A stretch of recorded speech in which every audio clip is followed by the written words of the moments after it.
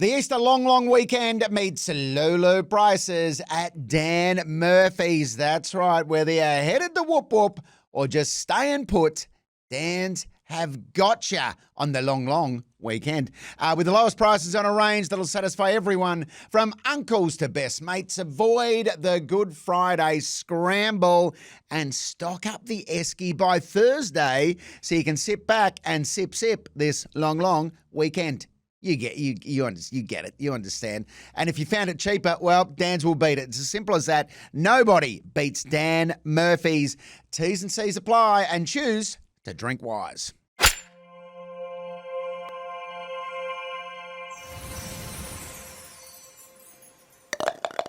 Hey everybody, welcome to Make Me Good at Golf. Just three golfing mates trying to get good at golf. We want you to come along for the ride. Joining me as always, it is Long Ball Lehmo. You beauty. How many yards? Mr. 300.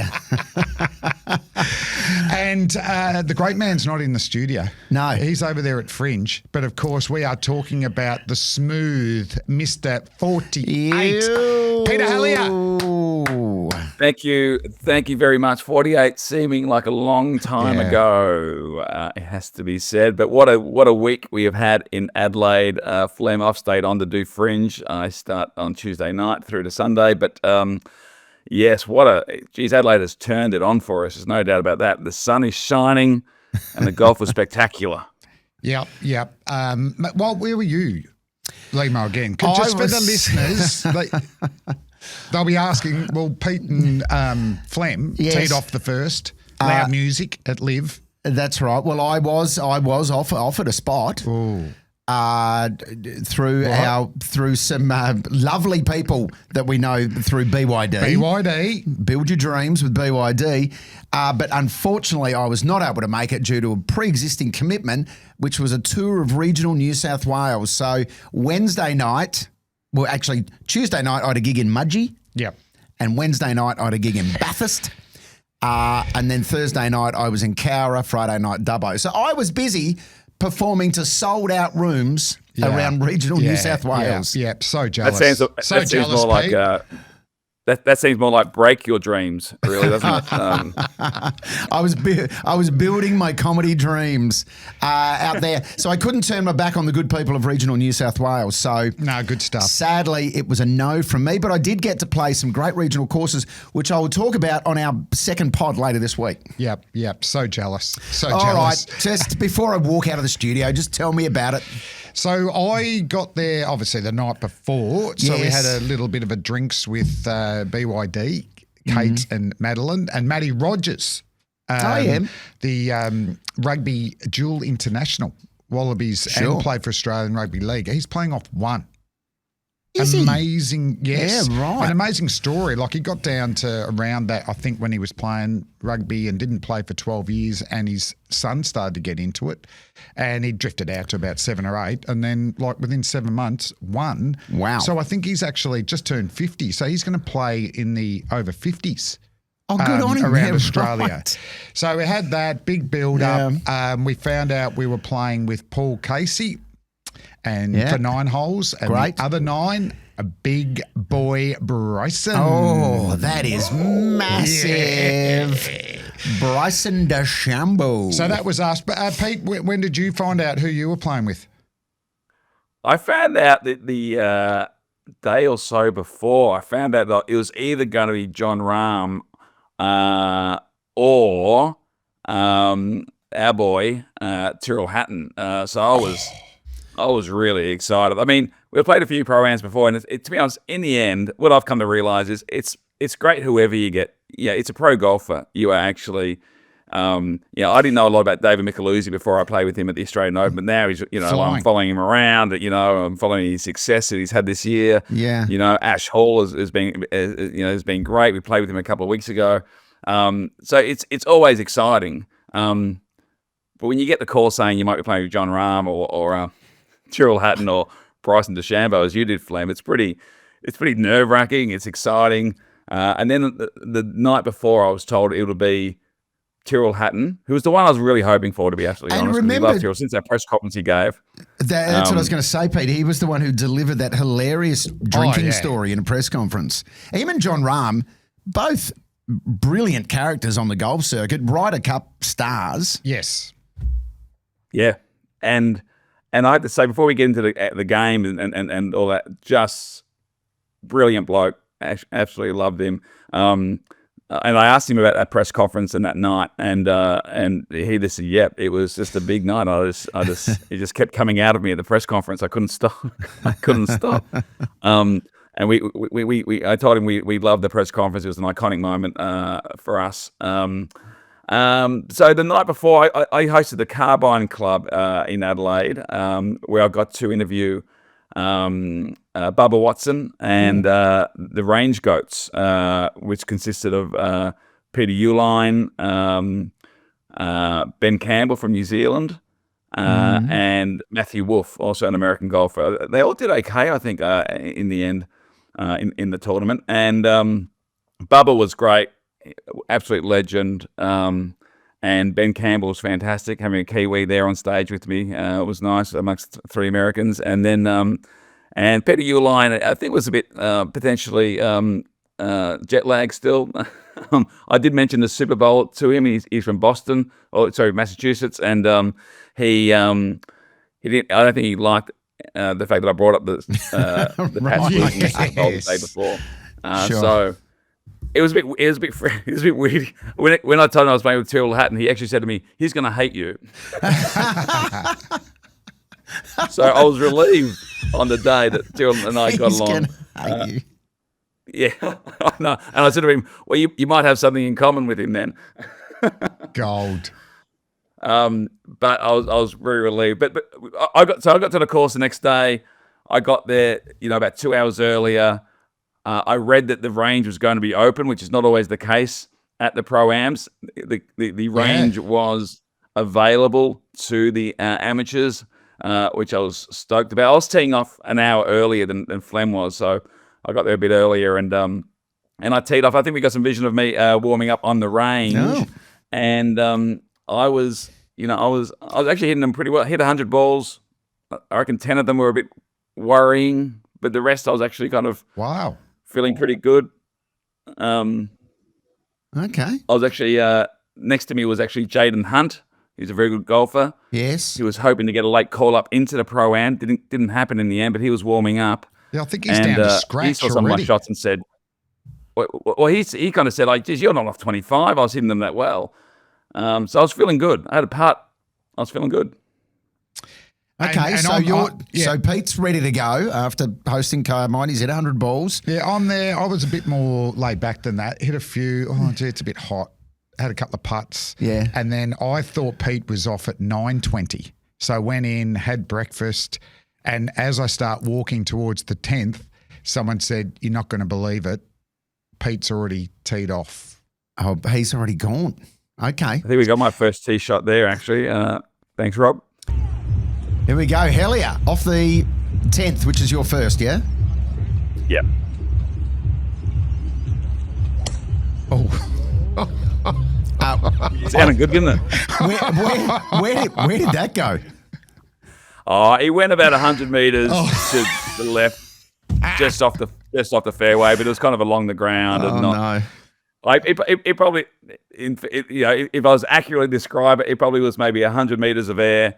Sorry, about 20 meters of a bit of air, like low air, and then along the ground for another, 75 meters, and when I said I was the missed first. it, The other two, you missed it. He topped it.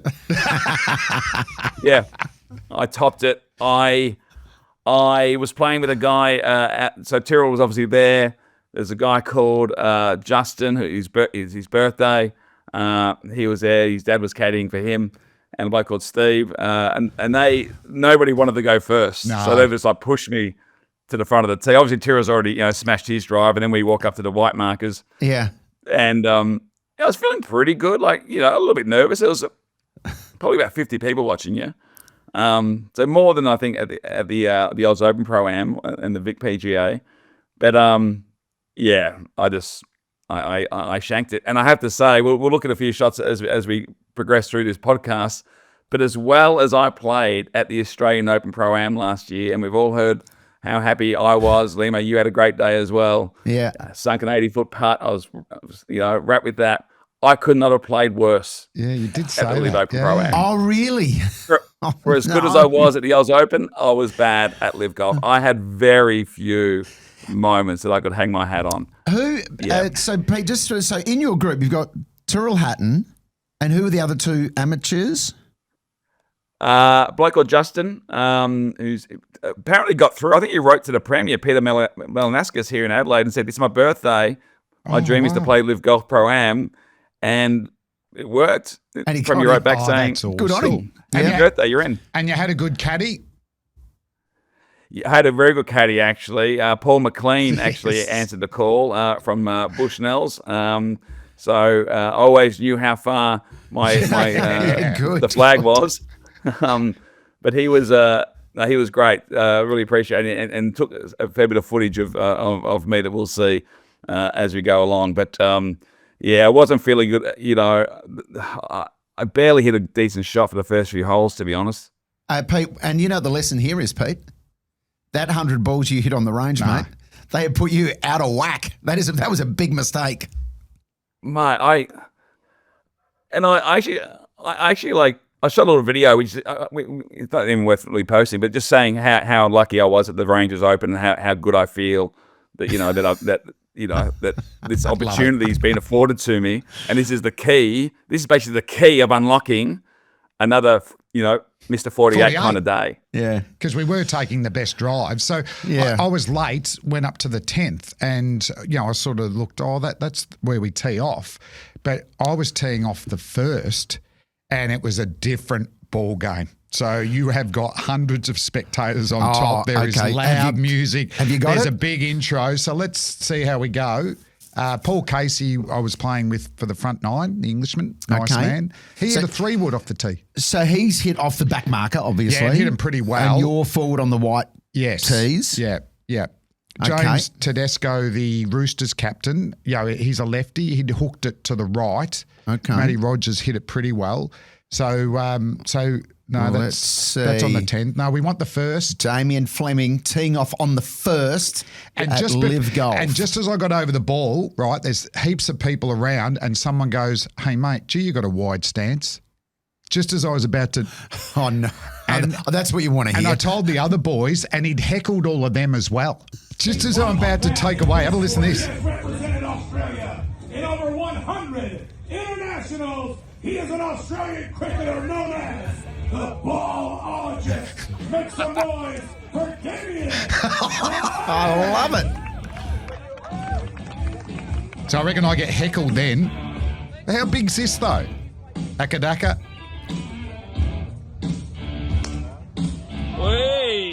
Hang on, so they don't turn the music off? No. Right, I love it. So I've moosed it on the way. It was funny, when he heckled me, instead of it, I went, "Well, stuff you, mate. I'm going to smash this." So where'd you hit it? Just down the long way. And so you've nailed it? Yes. Yeah, right, okay. So then we took Paul's tee shot though, and then I hit a 9-iron to, about 6 feet. Missed my birdie putt, but I had a shot on that. And then I got off to a bit of a flyer, actually. Yeah, I was the opposite of Pete. Okay. Yeah. Very well, good. I eventually got my game going to a degree. There's no big upping, not a lot of big upping for me. I will say Tyrrell was a bit late to the tee. Actually, might have actually put me off. I was worried about him. So it is his fault. Yeah. I will find some excuses along the way. But he really warmed up, and he wasn't. In no way am I trying to paint this as he was anything but a great dude. But just probably arrived a bit later than he was planning to, and then just warmed up as the holes went on. But I think we got some vision of me and him just walking. And he does actually say here, so have you played a celebrity like a pro-am before? It's probably him that's kind of going, who have we got here exactly? How did you get on this course? So that's Pete and Tyrrell walking down the fairway there. So that's him. That's him consoling you, really, Pete, comforting you in your moment of need. consoling me, Lehmo, and also trying to work out what the hell I was doing playing in the Pro-Am. How did you get a call up to this thing? So Pete, but you must have had, you can't have gone 18 holes without at least hitting a couple of ripping shots. So this is, I did smoke one. I think there's one there where I smoke. Have a look at this. This is a nice shot. This is a bit later, I think. Okay, so Pete's lining up. Looks good, Pete. Down the, that's not off the tee, is it? Oh, beautiful. That's a good Beautiful. swing. Great swing. Why didn't you hit him like that all day? I wish I did. My best shot was this one though. So Tyrrell's put it just missed the fairway. He's actually kind of gone over one of the trees. It was a massive shot, but just lands just off the fairways. It's not. I wouldn't call it a rough, but it's not fairway. It's that middle kind of grass. And this is my best shot of the day. I genuinely smoked this one. Gee, I'd like to see if you smoked another one after that one because you smoked. Oh, here we that. go. Oh, yeah. Oh, yeah. Yes. Everyone's pretty happy with that. He was celebrating, mate.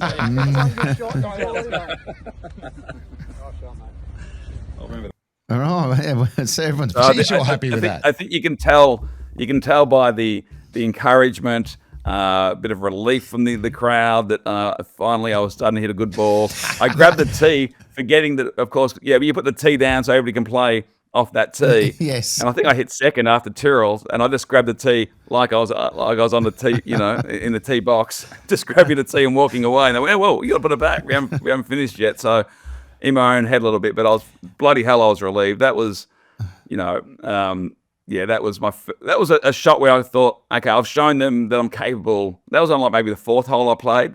I'm capable of much better than I was delivering. Yeah, you've got some potential. So, Flem, what up to were your... mine? Yeah, so I played pretty well, probably the first 4 or 5 holes. Yeah. I think I was only one over. We are taking the best drive all the time. Yes. And then started to think, I might get that first drive on Instagram, cut and all that, and then a couple went wayward.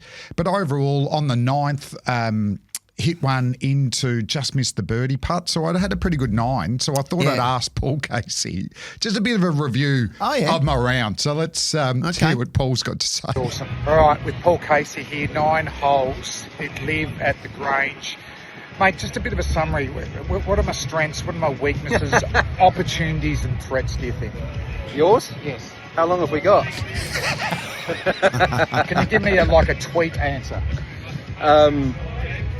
Difficult. Pro-Am format today. You're playing with me. You've got Bryson in a second. There are lots of opportunities, put it that way. You've got room for improvement. I like this. And what about tips with playing with Bryson? I don't know. He's look, just take it in. Watch and learn. He's got a big heart. Ask him to hit a couple of long ones. You want to see the 200 mile an hour ball I don't want him speed. holding back. No, don't hold back. That's make me good at golf. Good luck. Cheers. So he was a ripper. And you think you're going well, and he goes, mate, room for improvement. You suck. So then we get Bryson. And he was a bit like Tyrrell. He was late, and there's a massive crowd now. I bet there is. Well, he is. There are higher ranked players in world golf, but there's a good argument he's the biggest player. If your measurement is social media followers and LIV Golf contract sizes, he is the biggest player on the block these days. He is. So we got going, and on the 10th, I think I had a putt for birdie on the 10th just to hopefully win him over.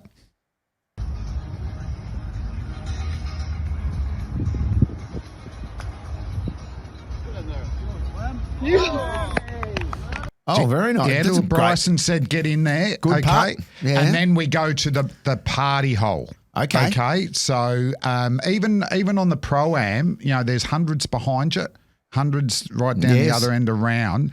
You walk through the tunnel. That was a great feeling, wasn't it, Pete? Yeah. So let's have a look how we went on the party hole. Okay.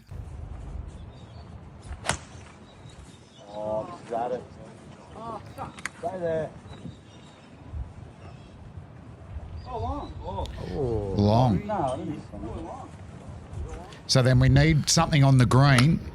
Here you are. Hold.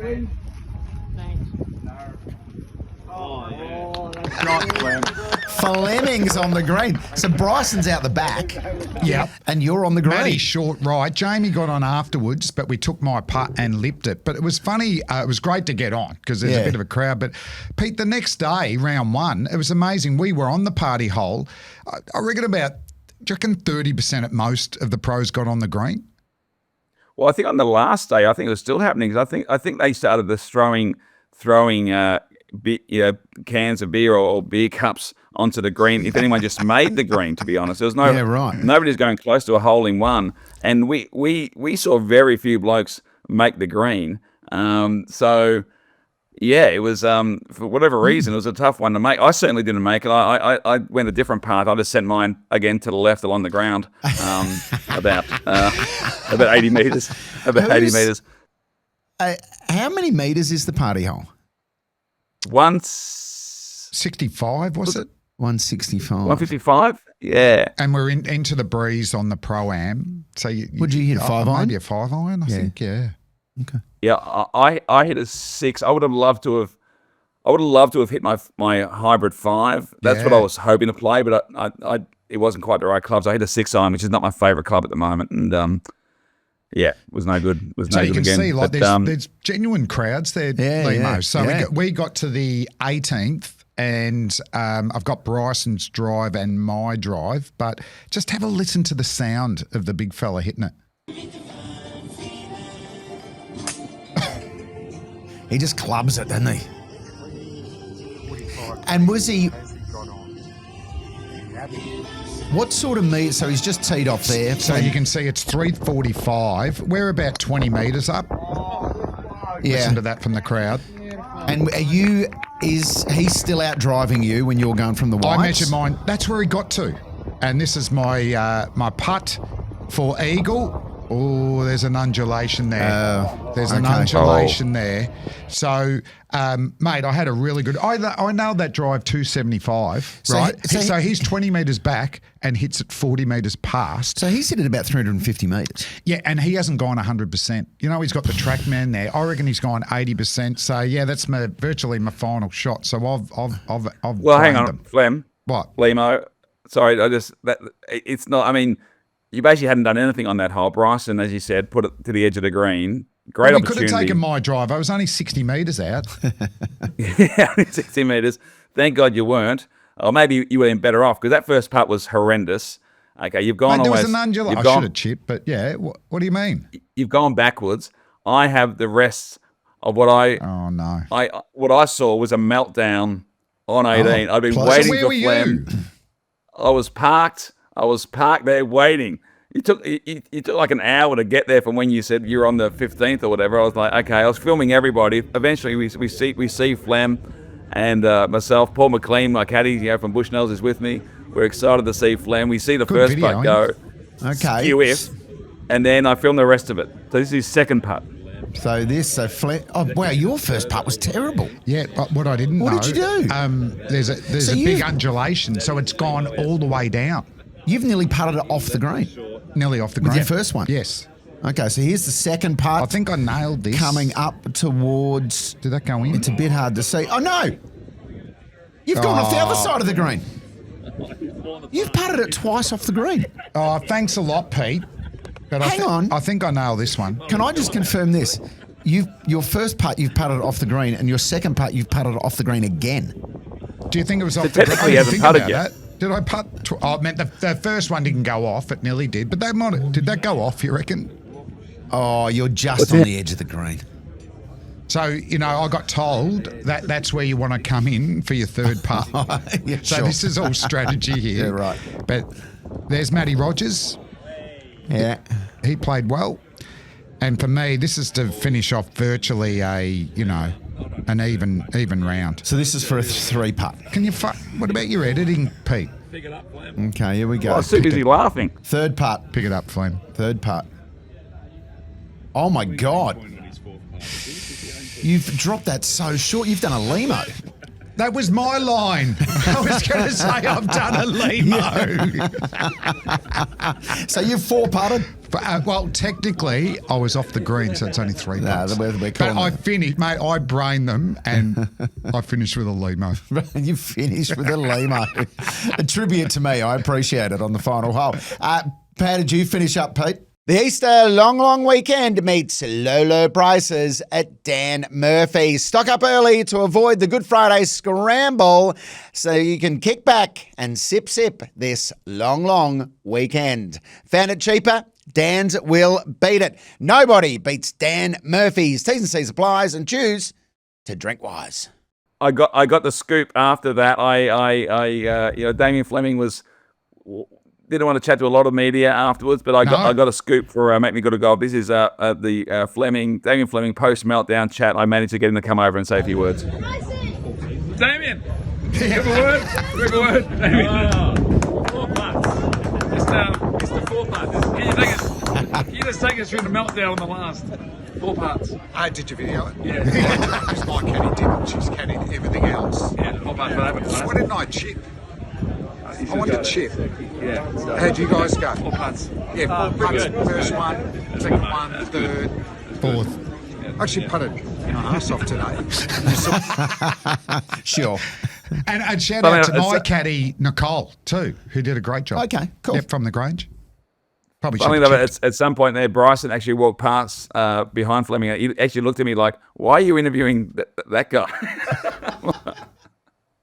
And So then, fair and to then I went say- to the players' lounge, and this is my project background. You get the story, and I saw Flem in the players' lounge, and I wanted to, because I thought he was a bit he was deflecting, not kind of giving us the reasons for the meltdown on the 18th, talking about his caddy, not videoing, and all that kind of stuff. So I wanted to get more of a scoop. So I called him over in the players' lounge. This is the Players' Lounge. No, just hooked it a bit right there.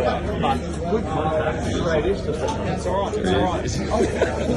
What's happening? Have you worked it out? Where? You flushed that part from the I last. should have chipped. Shouldn't Yeah, I? you should have chipped. But overall, I'm happy with the way I hit him. I hit him very well. Very happy. No, you're not. You weren't happy with the way you hit him. Yes. Mate, it was bloody. As much as I can focus on Flem's meltdown on 18, it was like I said, I couldn't have played much worse than I had played. And there was also some other controversy. I should point out that on the back nine, I played with young North Irishman Tom McGibbon, who's on his way to the British Open and the US Open this year, or the Masters. He's worked his way through there. So great young bloke, early 20s, lovely bloke, great to get along with, have a laugh with. And there was a little bit of controversy in my back nine, which may have also got into my head a little bit. Early on in the round, Justin, whose birthday it was, I realised I didn't have a marker, and my ball was in the way of Tyrrell Hatton's. You've had an absolute putt. shocker. No marker. Yeah, no marker. So I'm quickly kind of asking everyone, has anyone got a marker? Nobody had a marker. And then Justin came over and goes, yeah, I've got one. And he'd gone over to Royal Melbourne for the Australian Open and got himself this really cool marker. And it was like a 2-part thing. It had like a round kind of 50-cent coin. And within that, there was another bit that kind of came out. It was almost the kind of thing that if you lift it open, like the Da Vinci Code might open up or something. It was kind of like, it was pretty cool. And he said, It was brilliant. Yeah. He said, "Don't lose that because I went over the Australian Open and I got it. It's pretty cool." And I said, "No, I won't." But as soon as he said that, I thought I should have skilled it back as soon as I've used it, so it's not in my pocket for the rest of the day. I'm not using it. Yeah. But nobody else had a marker, so I did use it. We get to like the 16th. I'm looking for a marker, following around my pockets. I realise, shit, I can't find the marker. I don't know where the marker is. What? You've lost it. We're walking up 18, and I've kind of had to break the news to him, and this is the little bit of partner controversy here. Okay, so this is Jace. It's his birthday today. Did he call him Jace? 18 holes. There at the 18th. Jason Mraz. No, it's Justin. Justin. And he was very generous to me. Gave me a marker. I didn't have any markers in my bag. He gave me a marker. It was a special marker, wasn't it? Even bastard. It's the middle bit of my Australian Open Royal Melbourne marker. He got the Royal Melbourne bit that's meant to be in there. Where is it, Pete? I don't know where it is. 17 holes it took him to own up that he's lost me marker. Oh, I didn't lose it taking straight it away. I mean, I've lost it probably a few holes ago, I think. I feel bad. What's his name again, Anyone Pete? at Royal Melbourne. What's his name? Justin. I drove 9 hours to get that thing. It's my mate Juzzy. We didn't eat, me and my missus didn't eat for 3 weeks to afford this, and that's what you done. I don't feel good about it. I don't feel good. Oh dear. Oh dear. Do you reckon you'll have it when you get home, Pete? Somewhere? Well, it's funny how sometimes golf markers and tees and balls can be like sand. They just rock up in unlikely spots eventually. So I'm hoping it does, feature somewhere. But if anyone at Royal Melbourne can get us that marker, or next time I'm at Royal Melbourne, I was hoping to be there in a couple of weeks actually, but I can't make it. But yeah, we need to replace the marker for my mate Justin, good old Juzzy. Oh, Jason, eh? Well, I guess the right thing to do, Pete, would be to go down to Royal Melbourne yourself, go into the pro shop. Yeah. I'm certainly happy to do that. I'm not sure if I'm allowed into the pro shop. I'm not sure what the protocols are. I don't want to end up in the paper like Ricky Ponting.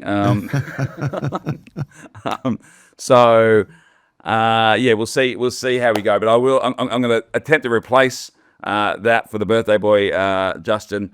But in the end, my golf wasn't the best, but a great day, Leems. We did actually. We said a few times we did actually miss you. We wish you were there. It would have been great for the three of us to be there. But next year, hopefully we get invited back. Hopefully I haven't disgraced myself too much that we get invited back. And in some way, it is, I was course, thinking of you when I four-putted. I just thought I'd bring a bit of Lehmo to the course. And I appreciate that. Thanks, mate. Well, next year it's at Kooyong. And Kooyonga. It's in. You can't play golf on the tennis court. Yeah. Kooyonga. You just can't actually do that. And I believe it's mid-March. I believe it's mid-March. Yeah, so it'll be a bit more restricted because at the Grange there's 36 holes, so you can have the spectator, and then they're looking to do up the North Adelaide public course. I know. Greg Norman. Which I will probably play that course for old time's sake. I used to play that course a bit back in the day when I'm over for the Adelaide Fringe. Don't forget to buy tickets for my show as well as Pete's show at the Adelaide Fringe. But overall, and the Grange was in amazing conditions. Yeah. And then we had a fair few beers and drinks afterwards, didn't we, Pete? It was fantastic. The Players' Lounge. It was great. The Players' Lounge. How good was that? Players' Lounge. How's this? We're chatting to Steve Smith, and the last thing we said to him was, "Mate, we can't believe you're not on the plane to Sri Lanka. Like you should be." You should be over there. And he goes, well, the only way I'm going to get over there is somebody gets injured. We're out having drinks 2 hours later. We get a notification, on our phone saying Steve Smith is on his way to Sri Lanka. Because Mitch Marsh has got one in the nuts. But he was playing golf. He was playing golf. A horrible injury for Mitch Marsh, by the way. Yeah. But once again, just thanks to BYD for getting us over, and Kate, Madeline, Rowan for organising it. Yep. And then the boys, Matty, James, Paul, Big Bryson, he was very focused on his game. There wasn't as much high-fiving and all that sort of stuff. But, mate, just to see how far he hit the ball, it was insane. Yeah. Amazing. Well, fantastic. Well, hopefully all three of us can get to LIV Golf next year. And just quickly, though, but what about Anthony Kim, who won? What an amazing story. An amazing story. Because it looked like Bryson and Rahm, that was the story, wasn't it, watching on day 3. And he's come from, not playing for 12 years, addiction issues. He's been quite open about it. He had addiction issues with alcohol and drugs. He didn't just stop playing professionally.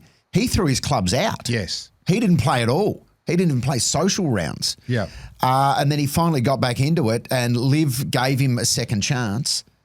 He got dropped off the LIV tour, played a qualifying round, which he won, a qualifying tournament, which he won to get back in, and now he's won in Adelaide. It's an amazing story.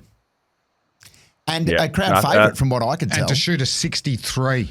Yeah, I know. What? Amazing. Yeah. So no, it was absolutely brilliant, and I'm hoping to play at Royal Adelaide this week while I'm in town for the Fringe. I've been invited to play Royal Adelaide, which will be wonderful. And potentially, depends how the week pans out, but back at Grange to have another crack at it. Yes. So who knows? Second, see, you'll shoot the lights out next time, Pete. You play Grange.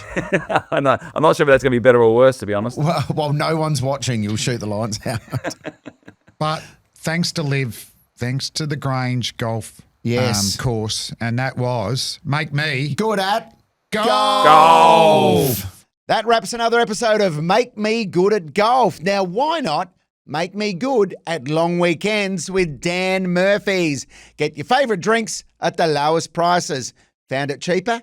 Dan's will beat it. Nobody beats Dan Murphy's. T's and C's applies, and choose to drink wise.